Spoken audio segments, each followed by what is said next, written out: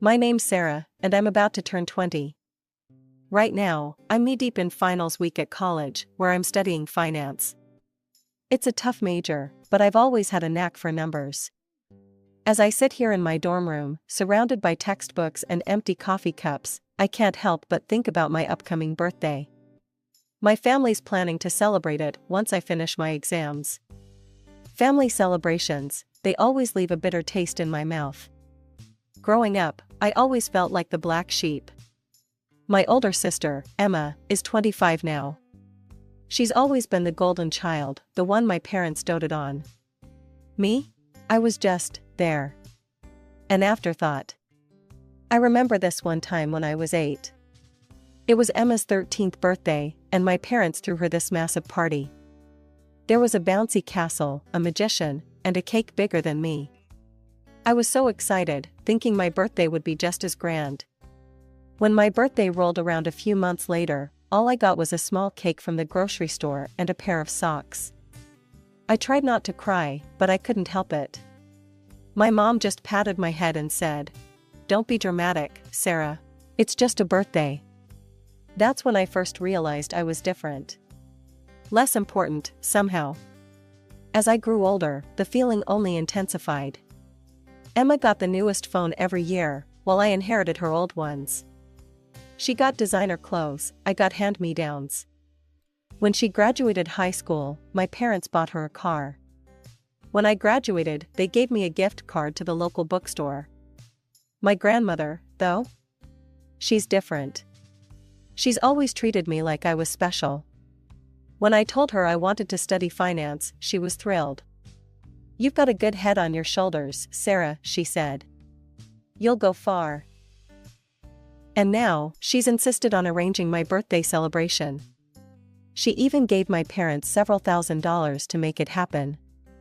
I was shocked when I heard about it. My parents usually brush off my birthdays, but they didn't argue with Grandma. They just took the money and told me to focus on my exams.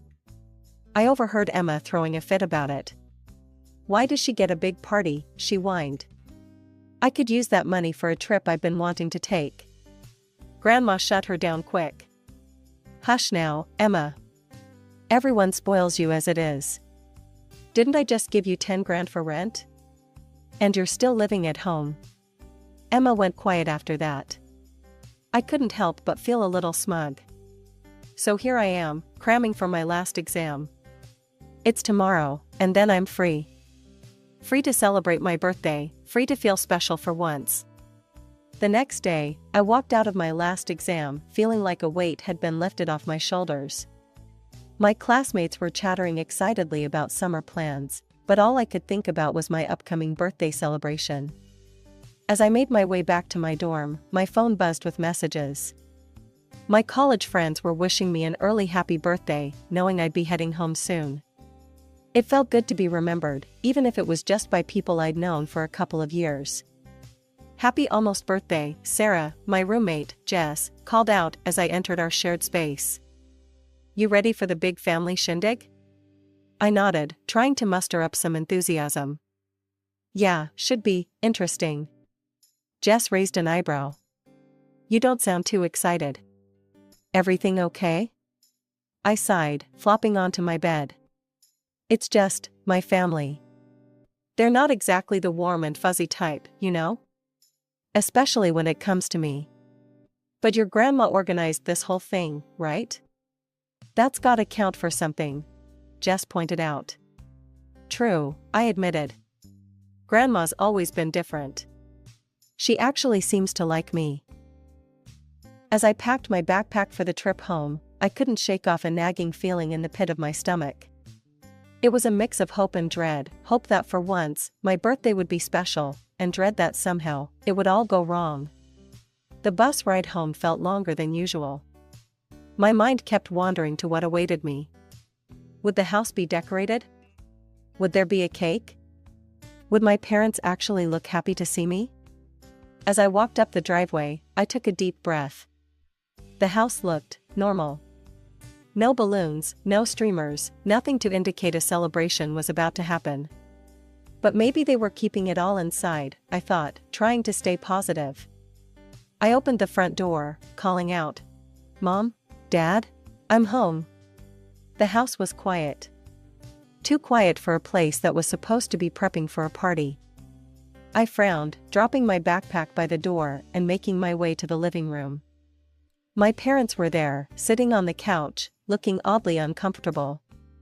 There was no sign of any party preparations. Hi, I said, confusion creeping into my voice. "Where's all the, birthday stuff?"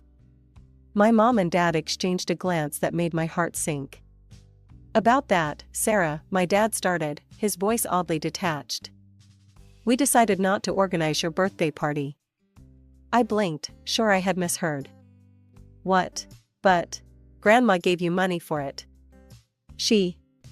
We gave the money to Emma for her trip," my mom cut in. "She and her boyfriend flew to Hawaii a couple of days ago." The words hit me like a punch to the gut. I felt my eyes start to sting with tears. You what?" "But it was for my birthday." "Grandma gave it to you for my birthday." My dad shrugged, not meeting my eyes. "Emma needed a vacation. You understand, don't you?" I couldn't believe what I was hearing. "Understand?" "No, I don't understand. It was supposed to be my birthday party. I invited people. What am I supposed to tell them?"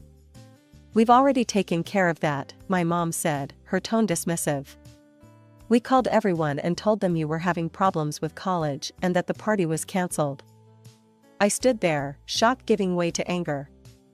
"You lied to them? About me? How could you do this?" My dad's face hardened. "That's enough, Sarah. You need to learn to obey us and stop being so selfish." "Selfish?" I almost screamed the word. "How am I being selfish? It was my birthday, my party." Just then, the front door opened. I turned, hoping it was Emma, back early and feeling guilty. Instead, I saw my grandmother step inside, her eyes narrowing as she took in the scene. "What's going on here?" she asked, her voice sharp. "Where's the party?" I looked at my parents, waiting to see how they'd explain this away. They hesitated, fumbling for words. In that moment, something in me snapped. "There is no party, Grandma," I said, my voice shaking. "They gave the money to Emma for a trip to Hawaii instead." The look on my grandmother's face was one I'd never seen before. It was a mix of fury and disappointment, all directed at my parents. "Is this true?" she demanded. My parents couldn't meet her gaze. Their silence was all the confirmation she needed. Grandma turned to me, her expression softening. "Sarah, dear, go pack your things. You're coming with me." I didn't need to be told twice. As I rushed to throw some clothes into my backpack, I could hear my grandmother's voice, low and angry, talking to my parents. I couldn't make out the words, but the tone was clear. When I came back downstairs, Grandma was waiting by the door. Without a word to my parents, we left the house and got into her car. As we drove away, I finally let the tears fall. 20 years of feeling unloved and unwanted came pouring out. Grandma reached over and patted my hand. "Don't you worry, dear," she said, her voice gentle but firm. "We'll sort this out. You deserve better than this, and it's high time someone showed you that." Grandma drove us to her house, a beautiful 2-story home on the outskirts of town. As we pulled into the driveway, she turned to me with a determined look in her eyes. "This might not be the party you were expecting, Sarah, but we're going to celebrate your birthday properly." Once inside, Grandma immediately got on her phone. I watched in amazement as she ordered what sounded like enough food to feed an army, all for rush delivery. "I hope you're hungry," she said with a wink as she hung up. "We've got quite a feast coming our way." As we waited for the food to arrive, Grandma bustled around the kitchen, pulling out her best china and silverware. I offered to help, but she shooed me away. "It's your birthday, dear. You just relax." So I sat at the kitchen table, watching her work. After a few minutes of silence, I couldn't hold back anymore. "Grandma," I started, my voice small. Why don't they love me?" She paused in her preparations, turning to face me with a sad look in her eyes. For a moment, she seemed to be wrestling with something internally. Then she sighed and sat down across from me. "Oh, Sarah," she said, reaching out to take my hand. "I suppose it's time you knew the truth." My heart started racing. The truth about what? Grandma took a deep breath. "Your parents, they didn't want you to be born." The words hit me like a physical blow. I felt the air leave my lungs as if I'd been punched. "What?" "They thought Emma was enough," Grandma continued, her voice gentle but firm. "But I convinced them to have you. Your mother, she had a difficult pregnancy, and the birth was complicated. She almost died." I felt tears welling up in my eyes again. So it's my fault?" "No," Grandma said forcefully. "No, Sarah, it's not your fault at all. These things happen sometimes. But your mother, she tried to avoid you after that. And your father and Emma followed her lead." I sat there, stunned. All these years, I'd known something was off, but I'd never imagined this. Just then, the doorbell rang. Our food had arrived. As Grandma went to get it, I sat there, trying to process everything I'd just learned. The next few hours passed in a blur. Grandma and I ate our way through a ridiculous amount of food. She regaled me with stories from her youth, making me laugh, despite the heaviness in my heart. As the night wore on, I found myself relaxing, truly enjoying my birthday for the first time in years. As we were finishing up the last of the cake, Grandma's phone rang. She glanced at it, then back at me with a mischievous glint in her eye. "It's your sister," she said. "Shall we see what she has to say?" I nodded, curiosity getting the better of me. Grandma put the phone on speaker. "Hello?" Emma's voice came through, sounding panicked. "Grandma? Why is my card blocked? What's going on?" Grandma's voice was cool when she replied. "Hello, Emma. I see you've discovered there are consequences for your actions." "What? What actions? What are you talking about?" Emma's voice was rising in pitch. "Your behavior, and that of your parents, has been absolutely shameful," Grandma said firmly. "Taking money meant for your sister's birthday for your own selfish desires? I'm deeply disappointed in you." There was a pause, then Emma's voice came back, angry now. "Oh, come on. Mom and Dad did the right thing giving me that money. Sarah doesn't need some big party. You're just a crazy old woman who—" "That's quite enough," Grandma cut her off, her voice like steel. "I've heard all I need to hear." And with that, she hung up. I stared at her, wide-eyed. "Grandma, did you really block her card?" She nodded, a satisfied smile on her face. "I did. And your parents' account too. It's time they learned to stand on their own 2 feet." As if on cue, the phone started ringing again. This time, it was my parents. Grandma ignored it, turning back to me. "Now then," she said, as if we hadn't just dropped a bombshell on my family's finances. "How about we plan out the rest of your birthday week?" The days I spent with Grandma were like a dream, a stark contrast to the nightmare that had been my birthday. For once, I felt truly loved and appreciated. We went shopping, visited museums, and just enjoyed each other's company. But all good things must come to an end, and soon it was time for me to return to my dorm and focus on my summer classes. As I unpacked my bags in my small dorm room, my phone buzzed. I glanced at it, seeing a flood of notifications, missed calls, and messages from my parents and Emma. With a sigh, I sat on my bed and started scrolling through them. The first one was from my mom. "Sarah, you need to talk to your grandmother right now. This is unacceptable." Then my dad. "We're your parents. You owe us your loyalty. Make her unblock our accounts." Emma's messages were even worse. "You little brat. Is this what you wanted? To ruin everything for us?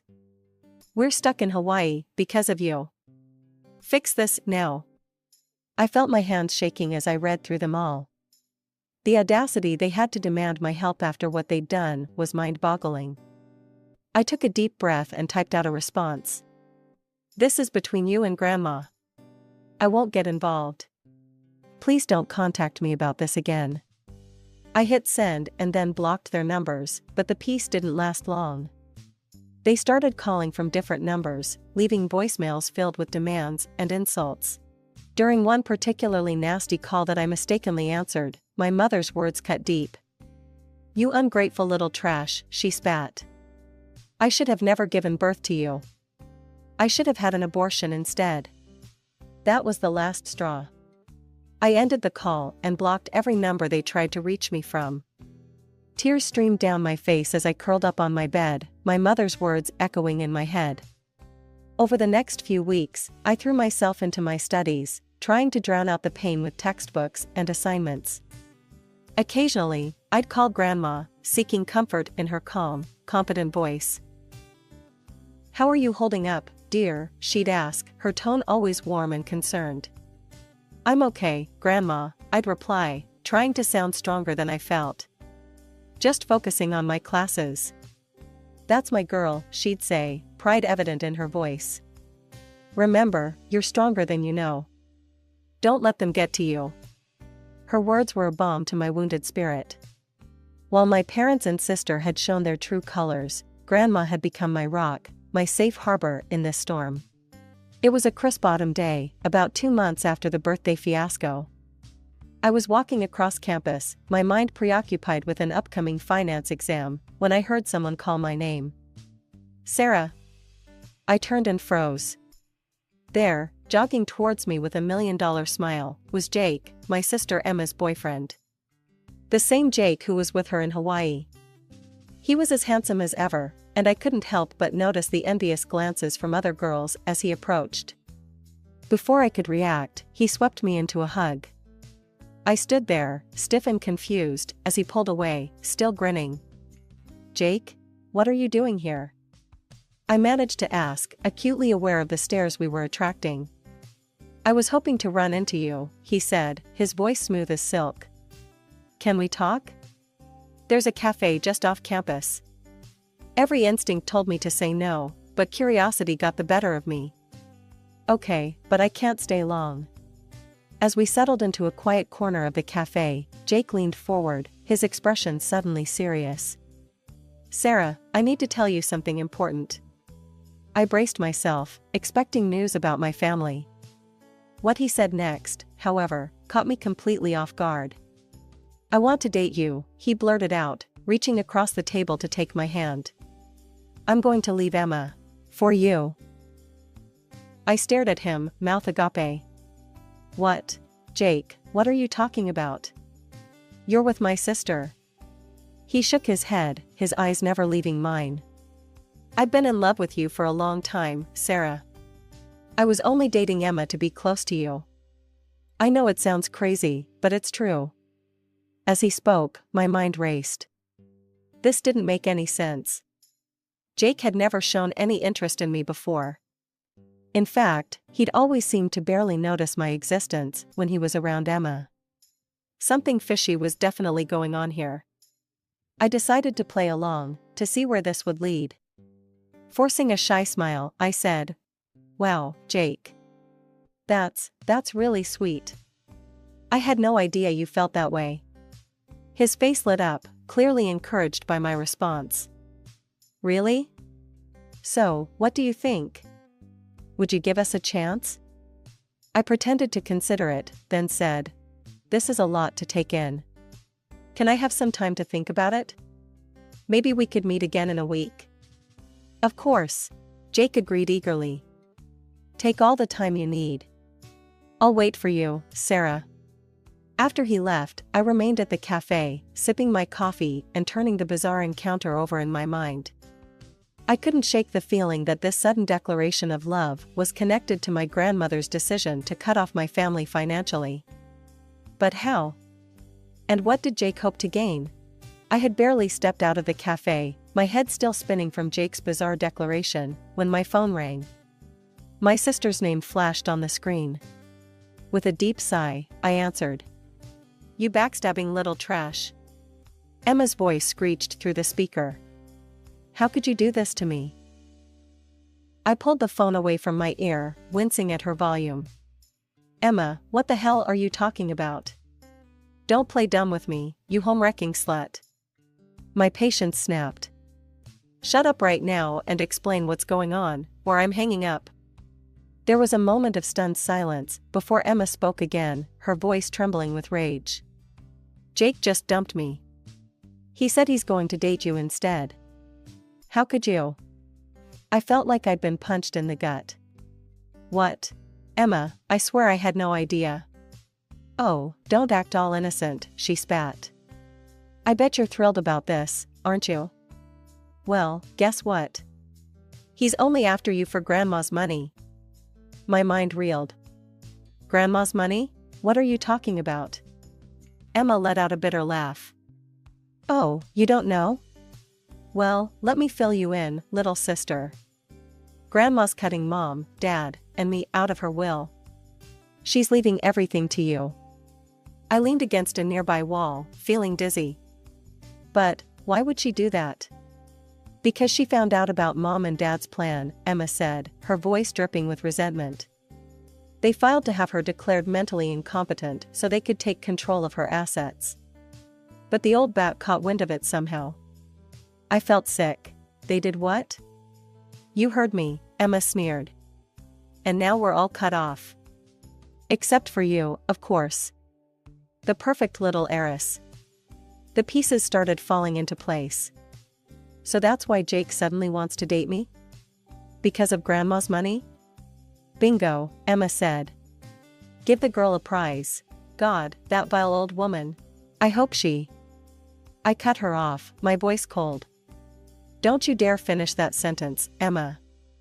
I don't know who's worse in this situation, you and our parents for trying to steal from Grandma, or Jake for being a gold-digging snake. Emma gasped. How dare you? No, how dare you? I shot back. All of you. You're all despicable.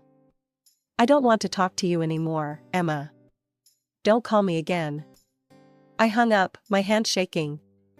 Tears pricked at my eyes, a mix of anger and hurt threatening to overwhelm me. How could my family do this? How could they be so cruel, so greedy? With shaking hands, I dialed Grandma's number. She answered promptly, her voice warm and comforting. Sarah, dear. Is everything all right? I took a deep breath. Grandma, I just found out about, well, everything.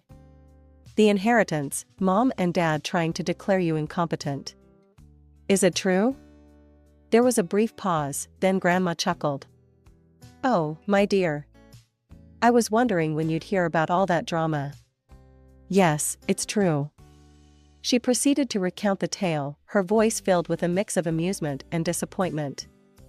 You should have seen their faces when the commission showed up at my door. I invited them in for tea, answered all their questions, and even did a few Sudoku puzzles to prove my mental acuity. I couldn't help but smile, picturing the scene. So what happened?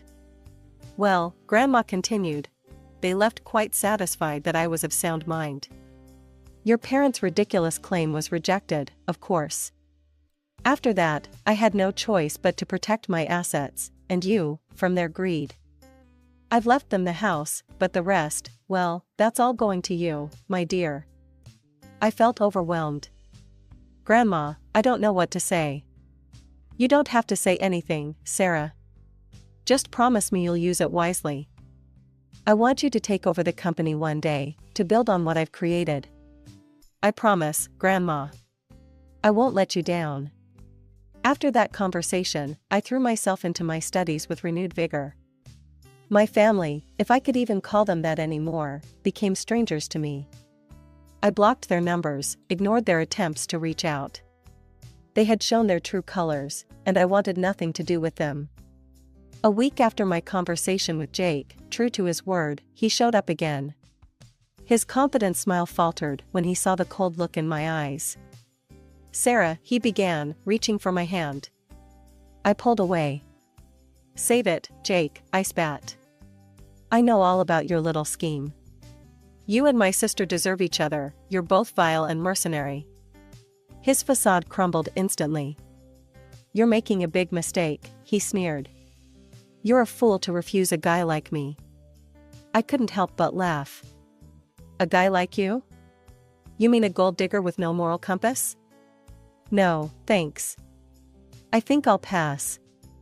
As he stormed off, I felt a weight lift from my shoulders. I was free from the manipulation, the lies, the constant feeling of inadequacy that had plagued me for so long. Over the next few months, Grandma took me under her wing, teaching me the ins and outs of running a successful company. We spent weekends poring over financial reports, discussing business strategies, and planning for the future. "You have a good head for business, Sarah," she'd often say, beaming with pride. "You're going to do great things." For the first time in my life, I felt truly valued, truly loved. The pain of losing my parents and sister still lingered, but it was overshadowed by the joy of finding my place in the world.